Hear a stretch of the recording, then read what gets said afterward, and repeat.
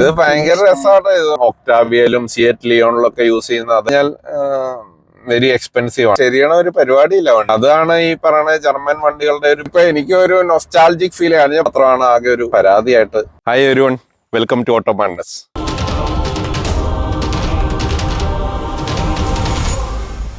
വോക്സ്വാഗന്റെ Golf, അതായത് വോക്സ്വാഗന്റെ most selling കാറാണ് നമ്മൾ ഇന്ന് കൊണ്ടുവന്നേക്കുന്നത്. 2023 മോഡലാണ് നമ്മളിപ്പോൾ കണ്ടുകൊണ്ടിരിക്കുന്നത്, അതായത് ലേറ്റസ്റ്റ് ജനറേഷൻ. ഒരു ഹിസ്റ്ററി പറയുവാണെങ്കിൽ 1974 ഗോൾഫ് ആദ്യമായിട്ട് വോക്സ്വാഗൻ ഇറക്കുന്നത്. അത് കഴിഞ്ഞിട്ട് ഒരു ഓൾമോസ്റ്റ് 50-52 വർഷമായിട്ട് most selling car of the Volkswagen ഗ്രൂപ്പായിട്ട് ഇത് കണ്ടിന്യൂ ചെയ്തുകൊണ്ടിരിക്കുകയാണ്. ഇതിന്റെ ഒരു ലെഗസി എന്ന് പറയുന്നത് അതിന്റെ ഒരു reliability, comfort, practicality, family friendly, പിന്നെ ആ ഒരു ഡിസൈൻ. ഇപ്പൊ ഈവൻ ഇത് ജനറേഷൻ 8 ആണ്. അപ്പൊ ജനറേഷൻ 7 കൊണ്ടുവന്ന് സൈഡിലിട്ടാലും നമുക്ക് വലിയൊരു വ്യത്യാസം, മേജർ ഡിഫറൻസ് വരാനില്ല. അപ്പൊ ഡിസൈൻ ഗിമിക്സിനേക്കാൾ കൂടുതൽ ഒരു പ്രാക്ടിക്കാലിറ്റി, കംഫർട്ടൊക്കെയാണ് ഇതിൽ കൂടുതൽ വരുന്നത്.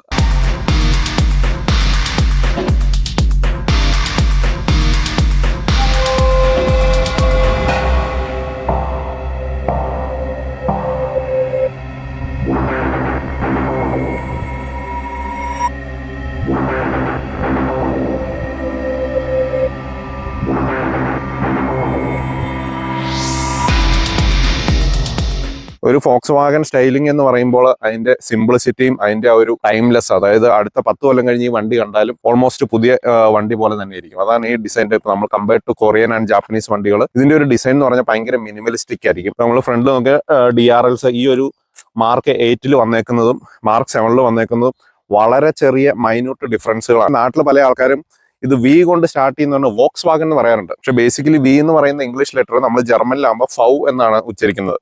അതുകൊണ്ട് ഇതിന്റെ യഥാർത്ഥത്തിൽ ഉച്ചാരണ ഫോക്സ്വാഗൻ എന്നാണ്. എന്താണ് ഫോക്സ്, കുറുക്കൻ എന്നുള്ള F, ആ സൗണ്ടാണ് ഇതിൽ ആക്ച്വലി വരേണ്ടത്. പിന്നെ ലോഗോയും പല ആൾക്കാർ ശ്രദ്ധിക്കാറില്ല. ഇത് ഒരു വിയും ഒരു ഡബ്ല്യൂയും കൂടെ ചേർത്തിട്ടാണ് ഈ ഒരു ലോഗോ ജനറേറ്റ് ചെയ്തേക്കുന്നത്. അത് നല്ല പ്രോമിനന്റ് സൈസിൽ കൊടുത്തിട്ടുണ്ട്. താഴോട്ട് വന്നു കഴിഞ്ഞിട്ടുണ്ടെങ്കിൽ വേറെ വലിയ ഡിസൈൻ ഗിമിക്സുകളൊന്നുമില്ല. ബ്ലാക്ക് കളർ തന്നെ കണ്ടിന്യൂസ് പോകുന്നുണ്ട്. ഒരു lower lip piano finish, paint colour ഫിനിഷിൽ തന്നെ വരുന്നുണ്ട്. പിന്നെ ബോണറ്റ് ആണെങ്കിലും 2 സ്ട്രോങ് ലൈനുകൾ, ബൾജുകൾ പോകുന്നുണ്ട്, ഒരു സ്പോർട്ടി ലുക്ക് കൊടുക്കാൻ വേണ്ടി. ഓക്കെ, സൈഡ് പ്രൊഫൈലിലോട്ട് വന്നു കഴിഞ്ഞിട്ടുണ്ടെങ്കിൽ നമുക്ക് ഡിസൈൻ ഗിമിക്സിനെ പറ്റി പ്രത്യേകിച്ച് ഒന്നും പറയാനില്ല. വർഷങ്ങളായിട്ട് നമ്മൾ കാണുന്ന ആ ഒരു വോക്സ്വാഗൻ ഗോൾഫിന്റെ സൈഡ് പ്രൊഫൈലാണ് വരുന്ന. ഒരു 16 ഇഞ്ച് അലോയ് വീൽസ് ആണ് വരുന്നത്. ഒരു ബേസിക് അലോയ് ആണ്, നോട്ട് നമുക്ക് അത്ര ഒരു എക്സൈറ്റിംഗ് ഡിസൈൻ എന്നൊന്നും പറയാൻ വയ്യ. വോക്സ്വാഗന്റെ ലോഗോ സെന്ററിൽ വരുന്നുണ്ട്. സെയിം ബോഡി കളർ സൈഡ് മിററുകളാണ് വരുന്നത്. മിററിൽ തന്നെ സിഗ്നൽ ലൈറ്റ് മിററിലും ഇന്റഗ്രേറ്റ് ചെയ്തിട്ടുണ്ട്. ഫ്ലഷ് ഹാൻഡിൽസ് ഒന്നും അല്ല, നമ്മുടെ ടിപ്പിക്കൽ നോർമൽ ഹാൻഡിൽസ് ആണ് വരുന്നത്. അത് എന്നെ സംബന്ധിച്ച് ഇത് തന്നെയാണ് ഏറ്റവും നല്ലതെന്നാണ് എനിക്ക് തോന്നുന്നത്. ഈ ബോഡി ഫ്ലഷ് ഹാൻഡിൽസ് ഒക്കെ പലപ്പോഴും യൂസ് ചെയ്യാൻ അത്ര കംഫർട്ടബിൾ ആയിട്ട് എനിക്ക് തോന്നാറില്ല. പിന്നെ സൈഡിലോട്ട് വന്നു കഴിഞ്ഞാൽ വേറെ നമ്മുടെ ക്രോം ഫിനിഷ് അങ്ങനെയുള്ള ഡീറ്റെയിൽസ് കൊടുത്തിട്ടില്ല. ബ്ലാക്ക് തന്നെയാണ് ഫുള്ളായിട്ട്. ബ്ലാക്ക് കളർ ഇഷ്ടപ്പെടുന്നവർക്ക് ഭയങ്കര ഇഷ്ടമായിരിക്കും. ഇന്റീരിയറും ഒക്കെ ആണെങ്കിലും ബ്ലാക്കിൽ തന്നെ പോയേക്കുന്നത്. ബാക്കിലോട്ട് വന്നു കഴിഞ്ഞിട്ടുണ്ടെങ്കിൽ evidently Volkswagen design, no gimmicks. വോക്സ്വാഗന്റെ വലിയൊരു ലോഗോയും ഗോൾഫ് എന്നുള്ള അത്യാവശ്യം നല്ലൊരു ബിഗർ ലെറ്ററിൽ കൊടുത്തിട്ടുണ്ട്. പിന്നെ ഈ ട്രിമ്മിൽ വരുന്നത് ബേസിക് ആയിട്ട് വരുന്ന സെൻസറുകളാണ്. ക്യാമറ വരുന്നില്ല. ക്യാമറ ഉണ്ടായിരുന്നെങ്കിൽ നല്ലതായിരുന്നു. പിന്നെ റിയർ വൈപ്പർ വരുന്നുണ്ട്. ബ്രേക്ക് ലാമ്പ് മേളിൽ കൊടുത്തിട്ടുണ്ട്. പിന്നെ നമുക്ക് സ്റ്റോറേജ് ഇവിടെ തന്നെയാണ് അതിന്റെ ഓപ്പണിംഗ് വരുന്നത്. വോക്സ്വാഗൻ ലോഗോയിൽ തന്നെയാണ്. ബൂട്ട് ഇലക്ട്രിക് അല്ല, ബൂട്ട് മാനുവൽ തന്നെയാണ്. ഒരു 381 ലിറ്റർ വരുന്നുണ്ട് സ്പേസ് വരുന്നത്. ഡേ ടു ഡേ ലൈഫിന് നമുക്ക് ഓക്കെ ആണ്. പക്ഷെ ഇപ്പൊ നമുക്കൊരു ബൾക്കി കിൻഡർ വാഗണും ലഗേജും എല്ലാം കൂടെ വന്നു കഴിഞ്ഞാൽ കുറച്ച് ബുദ്ധിമുട്ടായിരിക്കും. പിന്നെ അടിയിൽ വേണമെങ്കിൽ ഒരു വലിയൊരു സ്റ്റോറേജ് വരുന്നുണ്ട്. ആക്ച്വലി ഒരു സ്റ്റെപ്പിനി ടയറിന്റെ ഇതാണ്. സ്റ്റെപ്പിനി ടയർ അവർ കൊടുത്തിട്ടില്ല. ഡോറ് ക്ലോസിങ് സൗണ്ട് ഒന്ന് നോക്കാം എങ്ങനെയുണ്ടെന്നുള്ളത്. ആ ഒരു എന്താ പറയാ, കൊറിയൻ ജാപ്പനീസ് വണ്ടികളുടെ ഡോർ ക്ലോസിങ് സൗണ്ടും ഇതും തമ്മിൽ നല്ല വ്യത്യാസമുണ്ട്. ഫ്രണ്ടും ബാക്കും തമ്മിൽ എന്തെങ്കിലും വ്യത്യാസം ഉണ്ടോന്ന് നോക്കാം സൗണ്ടിൽ. ഇത് കുറച്ചും കൂടെ സോളിഡ് ആട്ടോ. നമ്മൾ ബാക്കിലെ ഫീലിംഗ് അല്ല ഫ്രണ്ടിൽ വരുന്നത്. ഒരു ഡിഫറൻസ് ഉണ്ട്. ഫ്രണ്ട് കുറച്ചും കൂടെ സോളിഡ് ആയിട്ട് നമുക്ക് ഫീൽ ചെയ്യും.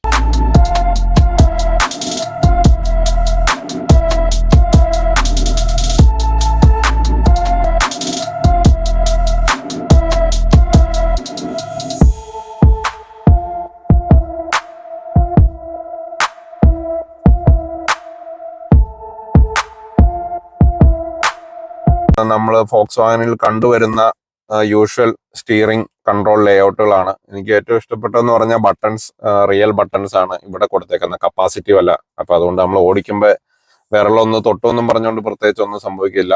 ക്ലിക്ക് ചെയ്താൽ മാത്രമാണ് വരുള്ളൂ. ലെഫ്റ്റ് സൈഡിൽ കൊടുത്തേക്കുന്ന ക്രൂയിസ് കൺട്രോളിന്റെ ഓപ്ഷൻസ് ആയിരുന്നു വരുന്നത്. നമുക്ക് ഡിഫറെന്റ് ടൈപ്സ് ഓഫ് വ്യൂസ് വരുന്നുണ്ട്. അനലോഗ് ഡിസ്പ്ലേ പോലത്തെ ഫുൾ ഡിജിറ്റൽ സ്ക്രീനാണ്, 10.5 ഇഞ്ചിന്റെ ഡിജിറ്റൽ സ്ക്രീനാണ് വരുന്നത്. അതിൽ ഡിഫറെന്റ് ടൈപ്പ് ഓഫ് വ്യൂകൾ വരുന്നുണ്ട്. ഈ സ്ക്രീനിൽ നമുക്ക് ഡിഫറെന്റ് തീമുകൾ, അപ്പൊ ഇൻഫോർടൈൻമെന്റ് സ്ക്രീനിന്റെ കളർ തീം മാറും, ഇവിടെ ഇൻസ്ട്രുമെന്റ് ക്ലസ്റ്ററിന്റെ മാറും. ഇപ്പൊ infinity, eternity, desire, euphorbia, vitality, ഭയങ്കര രസമുള്ള, നല്ല രസമുണ്ട് അത് കാണാൻ വേണ്ടിയിട്ട്. പിന്നെ ഇതിന്റെ അകത്ത് എനിക്കൊരു പേഴ്സണലി ഇത് കുറച്ച് ഒരു ബേസിക് കൺട്രോൾസ്, എ സിയുടെ കാര്യങ്ങളൊക്കെ ഒന്ന് ബട്ടൺസ് കൊടുത്തായിരുന്നെങ്കിൽ നല്ലതായിരുന്ന അഭിപ്രായമുണ്ട്. എല്ലാവരും പറയുന്നതാണ്, പക്ഷെ ഓട്ടോമേക്കേഴ്സ് മേ ബി കോസ്റ്റ് കട്ടിങ്ങിന്റെ ഭാഗമായിട്ടായിരിക്കും എല്ലാം ഇതിൽ ടച്ച് ആയിട്ടാണ് വരുന്നത്, ബട്ടൺസ് ആയിട്ട് ഒന്നും തന്നെ ഇല്ല. ഇവിടെ parking brake, digital parking brake, auto hold, ഇതാണ് 2 ബട്ടൺ എന്ന് പറയാവുന്നുള്ളൂ. മാനുവൽ 6 സ്പീഡ് ഫോക്സ് വാഗന്റെ ഗിയർ ബോക്സ് ആണ് വരുന്നത്. വെരി റിലയബിൾ ആയിട്ടുള്ള ഒരു ഇതാണ്. പിന്നെ ഇവിടെ ബോട്ടിൽ ഹോൾഡേഴ്സ് വരുന്നത് ബോട്ടിലിന്റെ സൈസ് അനുസരിച്ച് അഡാപ്റ്റീവ് ആണ്. സിഗരറ്റ് ലൈറ്റർ ഓപ്ഷൻ കൊടുത്തിട്ടുണ്ട്. പിന്നെ ഇവിടെ ഒരു സ്റ്റോറേജ് വരുന്നുണ്ട്, ചെറിയ എന്തെങ്കിലും കാര്യങ്ങൾ സൂക്ഷിക്കാനായിട്ട്. പിന്നെ വരുന്നത് മൊബൈൽ ഇൻഡക്ഷൻ ചാർജിങ് ഉണ്ട്. അപ്പൊ നമുക്ക് വയർലെസ് ആയിട്ട് മൊബൈൽ ഇവിടെ വെച്ച് കഴിഞ്ഞാൽ ചാർജ് ചെയ്യും. ഇപ്പൊ പുതിയ വണ്ടികളിലെല്ലാം USB-C പോർട്ടുകളാണ് കൊടുക്കുന്നത്, അത് കൊടുത്തിട്ടുണ്ട്. പിന്നെ വരുന്നത് നമ്മൾ സ്ക്രീനിലോട്ട് വന്നു കഴിഞ്ഞാൽ സ്ക്രീനിൽ ആണ് ഈ AC ഫാൻ കണ്ടോ. നമ്മളിപ്പോ സ്ലൈഡിങ് ആയിട്ടാണ് AC കൂട്ടം കുറയ്ക്കാൻ ചെയ്യുന്നത്. അപ്പൊ നമ്മൾ ഡ്രൈവ് ഒക്കെ ചെയ്തുകൊണ്ടിരിക്കുമ്പോൾ നമ്മുടെ യൂഷ്വൽ മാനുവൽ ബട്ടൺസോ അല്ലെങ്കിൽ ഒരു റോളറൊക്കെ ആണെങ്കിൽ നമുക്ക് ഈ സ്ക്രീനിലോട്ട് പോകേണ്ട ആവശ്യമില്ല. അതിപ്പോ അല്ലെങ്കിൽ ഇവിടെ ഒരു മെനു ബട്ടൺ കൊടുത്തിട്ടുണ്ട്. അപ്പൊ ഇതാണ് ഒരു മെയിൻ മെനു വരുന്നത്. അപ്പൊ ആൻഡ്രോയിഡ് ഓട്ടോ, ആപ്പിൾ കാർപ്ലേ ഒക്കെ വയർലെസ് ആയിട്ടാണ് വരുന്നത്. വണ്ടിയുടെ ഡീറ്റെയിൽസ്, സ്റ്റാറ്റസ് കാര്യങ്ങളെല്ലാം ഇതിൻ്റെ അകത്ത് തന്നെ കൊടുക്കും. ഇപ്പൊ ടയർ പ്രഷർ, സർവീസിന്റെ ഹിസ്റ്ററി, അങ്ങനെയുള്ള കാര്യങ്ങളെല്ലാം കൊടുക്കുന്നുണ്ട്. ഇവിടെ ഒരു സ്ലൈഡിങ് വരുന്നുണ്ട്, ടെമ്പറേച്ചർ അത് കപ്പാസിറ്റീവ് ആണ്. സ്ലൈഡ് ചെയ്യുന്നതനുസരിച്ച് ടെമ്പറേച്ചർ കൂട്ടുകയും കുറയ്ക്കുകയും ചെയ്യാം. വണ്ടിയുടെ ഓളിയവും അതുപോലെ തന്നെയാണ്, ഇവിടെ ആണ്. നല്ലൊരു മ്യൂസിക് സിസ്റ്റം ആണ് വരുന്നത്. സ്റ്റിയറിംഗ് മൗണ്ടിലോട്ട് വന്നു കഴിഞ്ഞാൽ നല്ല രീതിയിൽ നമുക്ക് അഡ്ജസ്റ്റ് ചെയ്യാവുന്ന മാനുവൽ കൺട്രോൾ തന്നെയാണ്. നല്ലൊരു സീറ്റിംഗ് പൊസിഷനാണ്. ഇപ്പൊ ഒരു സ്റ്റിയറിംഗ് ഹീറ്റിംഗ് വരുന്നുണ്ട്, സീറ്റ് ഹീറ്റിംഗ് ഡ്രൈവറിനും ഉണ്ട്, പാസഞ്ചറിനും ഉണ്ട്. ചെറിയൊരു ഫ്ലാറ്റ് ബോട്ടം സ്റ്റിയറിംഗ് ആണ് വരുന്നത്. ഭയങ്കര ഒരു സ്പോർട്ടി ഡിസൈൻ ഒന്നും പറയാനില്ല, എങ്കിലും ഒരു ഫ്ലാറ്റ് ബോട്ടം ആയതുകൊണ്ട് അതിന്റെ ഒരു ഭംഗിയുണ്ട്. AC വെന്റുകൾ നല്ല സ്ലീക്ക് ആയിട്ട് വളരെ ചെറുതായിട്ട് ഇവിടെ ചെറിയൊരു ഹൈഡ് ചെയ്ത് വെച്ചേക്കുന്ന രീതിയിലാണ്. അത് നല്ല രീതിയിൽ ഇന്റഗ്രേറ്റ് ചെയ്ത് പോയിട്ടുണ്ട്. ഇപ്പൊ ഡാഷ്ബോർഡിലോട്ട് വന്നു കഴിഞ്ഞാൽ ഇവിടെയൊക്കെ സോഫ്റ്റ് ആയിട്ടുള്ള സ്ക്വിജി ആയിട്ടുള്ള മെറ്റീരിയൽ ആണ് യൂസ് ചെയ്തേക്കണേ. അലുമിനിയം ബ്രോൺസ് മിക്സ്, ഒരു ടെക്സ്റ്റേർഡ് ഫിനിഷ് കൊടുത്തിട്ടുണ്ട്. അത് അങ്ങേറ്റം പോലെ ഇങ്ങേറ്റം വരെ വരുന്നത്, അതാണ് ബ്ലാക്ക് അല്ലാണ്ട് വരുന്ന ഒരു ഫിനിഷ്. ബാക്കി ഓൾമോസ്റ്റ് എല്ലാം ബ്ലാക്ക് ഫിനിഷ് ആണ് വരുന്നത്. പക്ഷെ നമ്മൾ റൂഫ് ലൈനിലോട്ട് വന്നു കഴിഞ്ഞാൽ റൂഫ് ലൈൻ ഒരു ഐവറി ഓഫ് വൈറ്റ് തീമിലാണ്. അപ്പൊ അതുകൊണ്ട് നമുക്ക് അകത്തൊരു പുറകിലൊന്നും ഇരിക്കുന്നവർക്ക് ഒരു ക്ലോസ്ട്രോഫോബിക് എഫക്റ്റ് വരത്തില്ല. ഇവിടെ വാനിറ്റി മിറർ ഒരെണ്ണം കൊടുത്തിട്ടുണ്ട്, അത് ഓപ്പൺ ചെയ്യുമ്പോൾ നമുക്ക് ഒരു ലൈറ്റ് കിട്ടുന്നുണ്ട്. അപ്പൊ ചെറിയ മേക്കപ്പ് ടച്ചപ്പ് ലുക്ക് ഒക്കെ നോക്കാം. ഇത് നമുക്ക് വേണമെങ്കിൽ ഇവിടുന്ന് ഡിറ്റാച്ച് ചെയ്ത് കഴിഞ്ഞാൽ ഈ സൈഡിൽ വെയിലുണ്ടെങ്കിൽ നമുക്ക് ഇങ്ങനെ വെച്ചാൽ ആ സൈഡിലാണ് വെയിലെങ്കിൽ അത് ബ്ലോക്ക് ചെയ്യാം. പുറത്തെ മിറർ നമുക്ക് അകത്തുനിന്ന് തന്നെ ഇലക്ട്രിക്കലി കൺട്രോൾ ചെയ്യാം. അത് ലെഫ്റ്റ് റൈറ്റ് രണ്ടും നമുക്ക് അങ്ങനെ കൺട്രോൾ ചെയ്യാവുന്നതാണ്. പിന്നെ 4 വിൻഡോസ് കൺട്രോൾ ചെയ്യാം. ഇതുപോലെ തന്നെ ലോക്ക് കൊടുത്തിട്ടുണ്ട്. അപ്പൊ ഇത് നമ്മൾ ആക്ടിവേറ്റ് ചെയ്ത് കഴിഞ്ഞാൽ പിള്ളേർ പുറകിൽ വിൻഡോ പൊക്കവും താത്തവും ചെയ്യാതിരിക്കാൻ വേണ്ടി അത് ഹെൽപ്പ് ചെയ്യും. പിന്നെ താഴെ ഒരു ഡീസൽ ഗ്ലൗ ബോക്സ്, ഒരു 1 ലിറ്റർ മേ ബി 1.5 ലിറ്റർ ബോട്ടിൽ വരെ അതിൻ്റെ അകത്ത് കയറും. പിന്നെ ഇൻട്രസ്റ്റിംഗ് ആയിട്ട് അതിന്റെ അകത്ത് ഒരു പാഡിങ് മെറ്റീരിയൽ കൊടുത്തിട്ടുണ്ട്. റോ പ്ലാസ്റ്റിക് അല്ല, ഇവിടെ അത് കവർ ചെയ്തിട്ടുണ്ട് ഒരു ചെറിയ വെൽവെറ്റ് ഫിനിഷിൽ. അതൊരു ഇൻട്രസ്റ്റിംഗ് ഡീറ്റെയിൽ ആണ്. പിന്നെ വരുന്നത് ഇവിടെ നമുക്ക് നല്ലൊരു ഫാബ്രിക് കൊടുത്തിട്ടുണ്ട്. സെയിം ഡാഷ്ബോർഡിലെ ഈ ഒരു ഫിനിഷ് ഇവിടെ കണ്ടിന്യൂ ചെയ്യുന്നുണ്ട്. മുകളില് വീണ്ടും സോഫ്റ്റ് ആയിട്ടുള്ള മെറ്റീരിയൽ ആണ്. ഏറ്റവും താഴേക്ക് വന്നു കഴിഞ്ഞാൽ കുറച്ച് സ്ക്രാച്ചി പ്ലാസ്റ്റിക് ഏറ്റവും താഴെ വരുന്നുണ്ട്.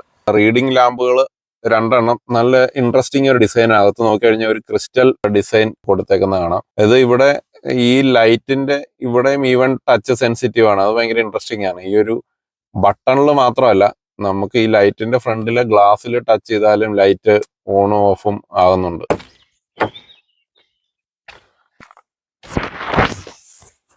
ഓക്കെ, അകത്തോട്ട് കയറി ഇരിക്കലൊക്കെ വളരെ ഈസിയാണ്. കയറി ഇരുന്ന് കഴിഞ്ഞിട്ടുണ്ടെങ്കിൽ നല്ല ലെഗ് സ്പേസ് ഉണ്ട്. നമ്മൾ ഈ യൂഷ്വലി പറയുന്ന ഹാച്ച് ബാക്കുകളിൽ കാണുന്ന ലെഗ് സ്പേസിനേക്കാളും നല്ല ലെഗ് സ്പേസ് ഉണ്ട്.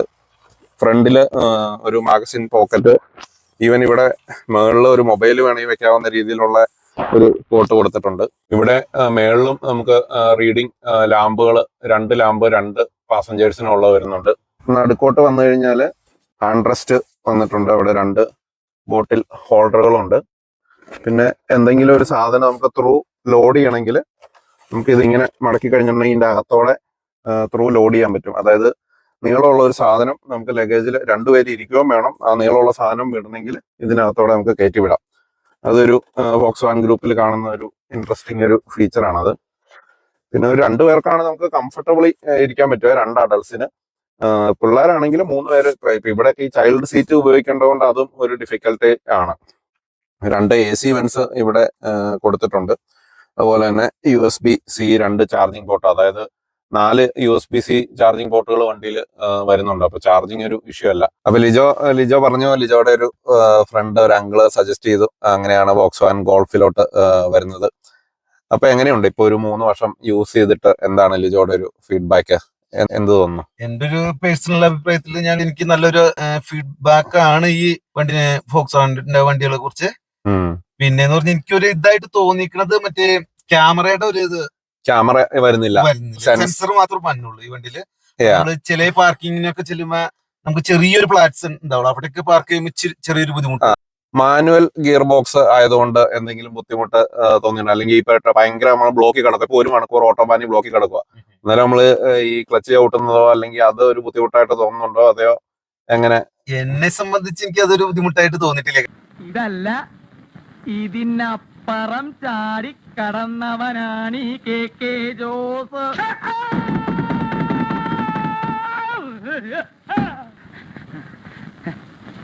പുള്ളി ബേസിക്കലി അധികം ഫീച്ചേഴ്സ് ഒന്നും ഇല്ലെങ്കിൽ ഉപയോഗിച്ചില്ലെങ്കിലും ഹാപ്പി ആയിട്ടുള്ള ഒരാളാണ്. ഓക്കെ, അപ്പൊ നമുക്കൊരു ഡ്രൈവ് പോയി നോക്കാം. വോക്സ് വാഗൺ ഗോൾഫ് മാനുവൽ ആണ്. ഞാൻ നേരത്തെ പറഞ്ഞ പോലെ 52 വർഷത്തെ ലെഗസി ഉള്ള ഒരു വണ്ടിയാണ് ഗോൾഫ്. അപ്പൊ ഇത് ഓടിച്ചിട്ട് നമുക്ക് ഇതിൽ വലിയ കുറ്റമൊന്നും പറയാൻ ഉണ്ടാവുമെന്ന് എനിക്ക് തോന്നുന്നില്ല. ഈ ഗിയറൊക്കെ മാറുമ്പോ മാറിയ ഒരു ഫീല് തന്നെയുണ്ട്. ഇപ്പൊ ചിലര് ചിലപ്പോ അത് കുറച്ച് എന്താ പറയുക ടൈറ്റ് ആണ് എന്നൊക്കെ ചിലർക്ക് തോന്നാം. പക്ഷെ എനിക്ക് തോന്നുന്നത് ഡ്രൈവിങ് എൻജോയ് ചെയ്യുന്ന ആൾക്കാർക്ക് രസമുണ്ട്. ഇപ്പൊ നമ്മളൊരു മസ്തയുടെ ഒക്കെ മാനുവൽ ഗിയർ ബോക്സ് ആണ് എനിക്ക് തോന്നുന്നത് കുറേം കൂടെ സ്മൂത്ത് ആണ്. ഇത് ഇട്ടാൽ ഇട്ട പോലെ ഉണ്ട്. 13-14 നല്ല ഒരു മൈലേജ് ആണ്. കാരണം എന്റെ വണ്ടിക്ക് എനിക്ക് ഒരു 10-11 കിട്ടുന്നുള്ളൂ. ഓക്കെ, അത് കുറച്ചും കൂടെ വലിയ വണ്ടിയാണ്, SUV ആണ്. എന്നാലും ഇപ്പത്തെ ഒരു ഇന്ധന വിലയ്ക്ക് നമ്മളൊരു സിറ്റി ഡ്രൈവിന് 13-14 കിട്ടുക എന്ന് പറഞ്ഞാൽ വളരെ നല്ല മൈലേജ് ആണ്. ഹച്ച് ബാക്കുകളുടെ ഒരു സ്റ്റെബിലിറ്റി വെച്ച് നോക്കുമ്പോൾ വളരെ നല്ല സ്റ്റേബിൾ ആയിട്ടുള്ളൊരു വണ്ടിയാണ്. പ്രത്യേകിച്ച് ഓട്ടോബാൻ ഹൈ സ്പീഡ് ഇപ്പോൾ ഒരു 140-160 വണ്ടി നല്ല പ്ലാന്റഡ് ആയിട്ട് നിൽക്കുന്ന ഒരു റീസണും കൂടെ ഇതിന്റെ ഒരു പോപ്പുലാരിറ്റിക്ക് കാരണമാണ്. കാരണം ഇവിടെ ഒത്തിരി ഓട്ടോബാൻ ഹൈ സ്പീഡ് ഡ്രൈവിംഗ് വരുന്ന ഒരു രാജ്യമാണ് ജർമ്മനി. അപ്പൊ അതിലുള്ള സ്റ്റെബിലിറ്റി ഒരു ഇമ്പോർട്ടന്റ് ഫാക്ടറാണ്. നമുക്ക് സ്പീഡിൽ പോകാൻ ഒരു കോൺഫിഡൻസ് വണ്ടി തരുന്നുണ്ട്. ബേസിക്കലി ഒരു RPM ഒരു 2000-2500 3000-ന് മുകളിൽ പോകാതിരിക്കുവാണെങ്കിൽ നല്ല എഫിഷ്യന്റ് ആയിട്ട് മൈലേജും കിട്ടും. ആകെ ഒരു നെഗറ്റീവ് ഉള്ളതെന്ന് പറഞ്ഞാൽ ഈ പറയുന്ന പോലെ എല്ലാം ഇവര് ടച്ച് ആക്കിയതിലുള്ള ഒരു AC കൺട്രോൾസ് ഒക്കെ ആയാലും ഫിസിക്കൽ ഇത് കൊടുക്കായിരുന്നു എന്നുള്ളൊരു. ബാക്കി ഡ്രൈവിംഗ് പൊസിഷൻ ആണെങ്കിലും ഹാൻഡ്ലിംഗ് ആണെങ്കിലും ഒക്കെ എല്ലാം നല്ല രസമുള്ള ഇതാണ്. പിന്നെ സ്റ്റിയറിംഗ് അത്യാവശ്യം നല്ല ടൈറ്റ് ആണ്. Tight means in A positive വേ. അതായത് നമ്മളിപ്പോ ഒരു ഹ്യുണ്ടായി കൊറിയൻ വണ്ടിയുടെ സ്റ്റിയറിംഗ് പോലെയല്ല. കൺട്രോള്, അതായത് നമ്മുടെ ടയറും സ്റ്റിയറിംഗും തമ്മിലൊരു കണക്ട് ഫീൽ ചെയ്യുന്ന രീതിയിലാണ്. പക്ഷെ ഇതൊരു ഫാമിലി യൂസ് എന്ന് പറഞ്ഞാൽ നെഗറ്റീവ് നമുക്ക് പറയാൻ അങ്ങനെ തോന്നുന്നില്ല. ഇപ്പൊ നമ്മളൊരു 140 ആയിട്ടും പുറത്തുനിന്നൊന്നും അങ്ങനെ വലിയ നോയിസ് ഒന്നുമില്ല. ലൈനൊക്കെ ചേഞ്ച് ചെയ്യുമ്പോണ്ടല്ലോ വണ്ടി ഇങ്ങനെ പ്ലാന്റഡ് ആയിട്ട് അങ്ങനെ നിൽക്കുവാണ്. അത് 170 SUV ഓടിച്ചിട്ട് ഇത് ഓടിക്കുമ്പോ ഇത് അതിൽ കൂടുതൽ നല്ല കൺട്രോൾ ഉണ്ട് കേട്ടോ. നമ്മള് വിചാരിക്കുന്നിടത്ത് വണ്ടി നിൽക്കും. ഇത് ഭയങ്കര രസമാട്ടോ ഇത് ഓടിക്കാന്. അതായത് നമ്മൾ വളവൊക്കെ എടുക്കുമ്പോ വണ്ടി അങ്ങനെ ഇരിക്കണം, അത് ചെറിയണ ഒരു പരിപാടിയില്ല വണ്ടി. ഇൻസുലേഷനും ഇപ്പൊ ഞാൻ എന്റെ വണ്ടിയായിട്ട് കമ്പയർ ചെയ്യണമെങ്കിൽ എനിക്ക് തോന്നുന്നു ബെറ്റർ ആണെന്ന് തോന്നുന്നു. ഹൈ സ്പീഡിലുള്ള പുറത്തുനിന്നുള്ള നോയിസ് ഇൻസുലേഷൻ ഒക്കെ അതിലും ബെറ്റർ ആയിട്ടാണ് എനിക്ക് ഫീൽ ചെയ്തത്. പിന്നെ ഹാൻഡ്ലിങ് ഡെഫിനറ്റ്ലി ഓക്കെ, SUVക്ക് ഒരിക്കലും ഒരു ഈ മോഡല് അല്ലെങ്കിൽ ഹാച്ച് ബാക്ക് സെഡാന്റെ ഹാൻഡ്ലിങ് കിട്ടില്ല. കാരണം താന്നിരിക്കുന്ന വണ്ടിക്കാണ് ഏറ്റവും കൂടുതൽ നല്ല ഹാൻഡ്ലിങ് കിട്ടുന്നത്. അപ്പം പക്ഷെ ഇത് ഞാൻ ഇനി മുന്നേ ഉപയോഗിച്ചിട്ടുള്ള, ഞാൻ ഇതുവരെ ഓടിച്ചിട്ടുള്ള ഇതില് ഹാച്ച് ബാക്കുകളിൽ ഏറ്റവും നല്ല ഹാൻഡ്ലിങ്. BMW-ന്റെയും ബെൻസിന്റെ ഒക്കെ ഹാച്ച് ബാക്കുകളിലോട്ട് പോകുമ്പോ ചിലപ്പം വേറെ അഭിപ്രായം പറയായിരിക്കും. പക്ഷെ ഇത് ഡെഫിനറ്റ്ലി നല്ല അടിപൊളി എക്സ്പീരിയൻസ്. നമ്മളൊരു പെട്ടെന്ന് തന്നെ ഒരു 180 സ്പീഡൊക്കെ എടുത്ത് നമ്മള് വഴി പെട്ടെന്ന് നമ്മൾ എക്സിറ്റ് എടുത്ത, അത്യാവശ്യം നല്ല സ്പീഡിലാണ് നമ്മൾ എക്സിറ്റ് എടുത്തതൊക്കെ. അപ്പൊ അതൊക്കെ ഈ പറയുന്ന പോലെ നമ്മുടെ കയ്യിൽ നിന്ന് പോകുന്ന രീതിയിൽ ഒട്ടും നമുക്ക് ഫീൽ ചെയ്യത്തില്ല. നമ്മുടെ വണ്ടി എപ്പോഴും നമ്മുടെ കയ്യിൽ നിൽക്കുന്ന ഒരു എക്സ്പീരിയൻസ് ആണ്. അല്ല, ഇതിപ്പോ എനിക്ക് ഒരു നൊസ്റ്റാൾജിക് ഫീൽ ആണ്. ഇപ്പൊ നാട്ടിലെ ഫുള്ള് ഞാനും മാനുവലാണ് ഓടിച്ചോണ്ടിരുന്നത്. അപ്പൊ ഇപ്പൊ മാനുവൽ ഇങ്ങനെ ഗിയർ മാറ്റി ഓടിക്കുമ്പോ അതിന്റെ ഒരു രസം വേറെയാണ്. പിന്നെ ഈ പറഞ്ഞ മാനുവൽ നമ്മൾക്ക് ബുദ്ധിമുട്ടായിട്ട് വരുന്ന ഈ ഭയങ്കര വലിയ ബ്ലോക്കുകളിൽ നമ്മൾ ക്ലച്ച് ചവിട്ടി അന്നേരമാണ് നമുക്ക് ഈ പറയുന്ന മാനുവൽ എന്നുള്ള ഒരു സാധനം വരുന്നത്. അല്ലെങ്കിൽ നമ്മൾ ഇതുപോലെയുള്ള വഴികളിലൊക്കെ ഗിയർ മാറ്റി പോകുന്നത് ഒരു ഫൺ പരിപാടിയാണ്. ഇനി ഇതിപ്പോ ഒരു 3-4 വർഷം ആകാറായല്ലോ. 4 വർഷമായി. പക്ഷേ 4 വർഷമായ ഒരു വണ്ടിയായിട്ട് നമുക്ക് ഫീൽ ചെയ്യത്തില്ല. എന്താ പറയാ, എല്ലാം ഇൻടാക്ട് ആണ്. നമ്മൾ എവിടെയാ റാറ്റ്ലിംഗ് സൗണ്ടോ അല്ലെങ്കിൽ എന്തെങ്കിലും ചെറിയ ഇളകി ഒരു ഫീലിംഗ് ഒന്നും നമുക്ക് വരും. എല്ലാം ഇൻടാക്ട് ആയിട്ട് ഇരിക്കുന്നുണ്ട്. ഒരു 1 ഇയർ ആയ വണ്ടി ഉപയോഗിക്കുമ്പോൾ എന്ത് ഫീലിംഗ് ആണ് കിട്ടുന്നത്, അതേ ഫീലിംഗ് തന്നെയാണ് കിട്ടുന്നത്. അതാണ് ഈ പറയുന്ന ജർമ്മൻ വണ്ടികളുടെ ഒരു ബിൽഡ് ക്വാളിറ്റിയെ പറ്റി പറയുന്നത്. പലപ്പോഴും ഒരു 5 കൊല്ലം കഴിയുമ്പോഴും നമ്മൾ 1 ഇയർ ആയ വണ്ടി ഓടിക്കുന്നത് 5 കൊല്ലം ആയ വണ്ടി ഓടിക്കുന്നത് ഒരേ ഫീൽ ആണ് ആ ഒരു വണ്ടി തരുന്നത്. പിന്നെ ഈ സ്ക്രീൻ ആണെങ്കിലും അത്യാവശ്യം ഒരു ഹൈ ലെവലിലാണ്, ഒത്തിരി താന്നിട്ടല്ല. നമുക്ക് അങ്ങനെ റോട്ടിൽ നിന്ന് പതുക്കെ ഒന്ന് കണ്ണ് ചരിച്ചാൽ നമുക്ക് മാപ്പ് കാണാൻ പറ്റുന്നുണ്ട്. എല്ലാം എർഗണോമിക്കൽ വൈസ് റീച്ചബിൾ ആണ്. ഈ പറയുന്ന പോലെ അറ്റ്ലീസ്റ്റ് ആൾക്കാരുടെ ഫീഡ്ബാക്ക് എടുത്ത് അടുത്ത ജനറേഷനിലും ബേസിക് AC കൺട്രോൾ ബട്ടൺസ് ഒരു 1 ലൈനിൽ ബട്ടൺസ് കൊടുക്കുകയാണെങ്കിൽ വളരെ നന്നായിരിക്കും. ഫോക്സ്വാഗൺ മാത്രമല്ല, ഇത് ഒത്തിരി കാർ ബ്രാൻഡുകൾ ഇപ്പൊ ഈ പറയുന്ന ടച്ച് സ്ക്രീനിലോട്ട് മാറ്റുവാണെല്ലാം. അത് മാത്രമാണ് ആകെ എനിക്കൊരു പരാതിയായിട്ട് തോന്നിയത്. പിന്നെ ഹാൻഡ്ലിങ് ഇപ്പൊ നമ്മള് അത്രയും സ്പീഡിൽ ഒരു 170 സ്പീഡിലൊക്കെ നമ്മൾ ലെയിൻ ചേഞ്ച് ചെയ്യുമ്പോഴും വണ്ടിക്ക് ഒരു ഇളക്കോ അല്ലെങ്കിൽ ഒരു കൺഫ്യൂഷനും ഇല്ല. വണ്ടിക്കും കൺഫ്യൂഷൻ ഇല്ല, നമുക്കും കൺഫ്യൂഷൻ ഇല്ല. അതായത് കോൺഫിഡൻസിൽ നമുക്ക് യാതൊരു കുറവും വരുന്നില്ല. അതാണ് ഇതിന്റെ ഒരു മെയിൻ സംഭവം. എന്തുകൊണ്ടാണ് ഇത് 35 മില്യൺ വണ്ടി വിറ്റതെന്നും അത് പറയും. ഏത് ഒരു പാർക്കിംഗ് സ്ട്രീറ്റിൽ നോക്കിയാലും മിനിമം ഒരു ഗോൾഫ് ഉണ്ടാവുമെന്നാണ് ജർമ്മനി പറയുന്നത്. അതായത് അത്രയും ആൾക്കാർ ഡിപ്പെൻഡ് ചെയ്യുന്നത്. അതുകൊണ്ട് തന്നെ ഇപ്പൊ നല്ല റീസെയിൽ വാല്യൂം ഈ വണ്ടിക്ക് ഹോൾഡ് ചെയ്യും. ഇപ്പൊ ഒരു 51,000 കിലോമീറ്റർ ഓടിയിട്ടുണ്ട്. പക്ഷെ നമ്മളൊരു 5,000 കിലോമീറ്റർ ഓടിയ ഗോൾഫ് ഓടിച്ചാലും ഇതേ ഫീലിംഗ് തന്നെ ആയിരിക്കും എന്നാണ് എനിക്ക് തോന്നുന്നത്. ഇത് ഇങ്ങനെയുള്ള വണ്ടികൾ ഓടിക്കുമ്പോൾ നമുക്ക് വീണ്ടും SUV-ന്ന് തിരിച്ച് ബാക്ക് ടു ഹാച്ച് ബാക്ക് അല്ലെങ്കിൽ സെഡാനിലോട്ട് പോകാൻ തോന്നും പലപ്പോഴും. പക്ഷെ ഇത് അത്ര അങ്ങനെ കുഴിയിലിരിക്കുന്ന ഫീലിംഗ് അല്ല കേട്ടോ. അത്യാവശ്യം ഒരു അപ്രൈറ്റ് ആയിട്ടുള്ള ഇരിക്കുന്നത് നമ്മൾ. അപ്പൊ ഇതിന്റെ പ്ലാറ്റ്ഫോം എന്ന് പറയുന്നത് MQB പ്ലാറ്റ്ഫോം ആണ് വരുന്നത്. വോക്സ്വാഗന്റെ സെയിം ഒക്ടാവിയയിലും സിയറ്റ് ലിയോണിലൊക്കെ യൂസ് ചെയ്യുന്ന അതേ പ്ലാറ്റ്ഫോം തന്നെയാണ് വരുന്നത്. സസ്പെൻഷൻ ആണെങ്കിലും അത്യാവശ്യം ഭയങ്കര സ്മൂത്ത് എന്ന് പറയാൻ പറ്റത്തില്ല, എന്നാൽ ഒത്തിരി ഫേമും അല്ല. ഒരു ഫാമിലി കംഫർട്ടബിൾ ട്യൂണിങ് ആണ് സസ്പെൻഷൻ അവർ കൊടുത്തേക്കുന്നത്. ഇൻഫോർടൈൻമെന്റ് ഒക്കെ ആണെങ്കിലും മറ്റ് ഓൾഡർ ജനറേഷനെ വെച്ച് നോക്കുമ്പോൾ ഇപ്പൊ അങ്ങനെ സോഫ്റ്റ്വെയർ ഗ്ലിച്ചസോ ഇപ്പൊ ഈ 3 വർഷം ഉപയോഗിച്ചിട്ടും വണ്ടിക്ക് യാതൊരുവിധ കംപ്ലൈന്റുകൾ വന്നിട്ടില്ല. റെഗുലർ മെയിൻ്റെനൻസ് മാത്രമാണ്. പിന്നെ വോക്സ്വാഗനിൽ തന്നെ ചെയ്യിക്കുന്നതുകൊണ്ട് അത് കുറച്ച് ഒരു എക്സ്പെൻസീവ് സൈഡാണ്. ബേസിക്കലി പുള്ളി ചെയ്തേക്കുന്നത് ഒരു മന്ത്ലി €57 പേയ്മെന്റ് എന്നുള്ള രീതിയിൽ സർവീസ് പാക്കേജ് എടുത്ത് വെച്ചേക്കുവാണ്. അത് കാൽക്കുലേറ്റ് ചെയ്താൽ ഒരു €700 ഒക്കെ വരുന്നുണ്ട്. നമുക്ക് വേണമെങ്കിൽ ഔട്ട്സൈഡ് വോക്സ്വാഗൻ സർവീസ് ചെയ്യാം. ഇനീഷ്യൽ ഒരു 3-4 ഇയേഴ്സ് ഒക്കെ കഴിഞ്ഞാൽ വേണമെങ്കിൽ റിലയബിൾ ആയിട്ടുള്ള വോക്സ്വാഗൻ സർവീസ് ചെയ്യുന്ന ആൾക്കാരുടെ അടുത്ത് കുറച്ചും കൂടെ ചീപ്പറായിട്ട് may be half the price ഒക്കെ ചെയ്യാൻ പറ്റും. ഡെഫിനറ്റ്ലി നിങ്ങളൊരു ഹാച്ച് ബാക്ക് കൺസിഡർ ചെയ്യുവാണെങ്കിൽ one of the top option ആയിട്ട് വെക്കേണ്ട ഒരു വണ്ടിയാണ് ഗോൾഫ്.